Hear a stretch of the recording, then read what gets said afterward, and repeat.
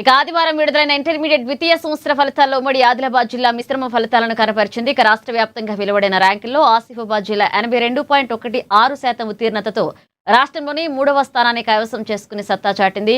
ఇక మరొక వైపు నిర్మల్ జిల్లా 73.43%తో 13వ ర్యాంక్, అలాగే మంచిర్యాల 71.63%తో 19వ ర్యాంక్ సాధించగా ఆదిలాబాద్ జిల్లా 62.50% ఉత్తీర్ణతతో 33వ స్థానానికి పరిమితమైంది. చదువుల తల్లి కొలువైన నిర్మల్ జిల్లాలో బాలికలు అద్భుతమైన ప్రతిభ కనబరిచారు.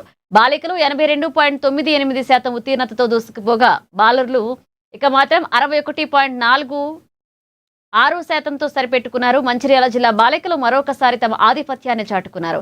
ఇక జిల్లాలో సెకండ్ ఇయర్ బాలికలు 78.92% ఉత్తీర్ణత సాధించి సత్తా చాటగా బాలురు 62.75% ఉత్తీర్ణతకు పరిమితమయ్యారు. ఇక ఆసిఫాబాద్ జిల్లాలో బాలికలు అద్భుతమైన సత్తా చాటారు.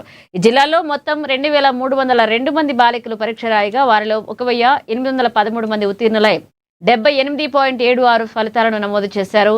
మరొక వైపు బాలురు 1990 మంది హాజరు కాగా 1049 మాత్రమే పాస్ అయ్యి 52.71% వద్ద నిలిచారు. ఇక బాలుర కంటే బాలికలు సుమారు 26% అధిక ఉత్తీర్ణతతో జిల్లాలో తమ ఆధిపత్యాన్ని స్పష్టంగా నిరూపించుకున్నారు.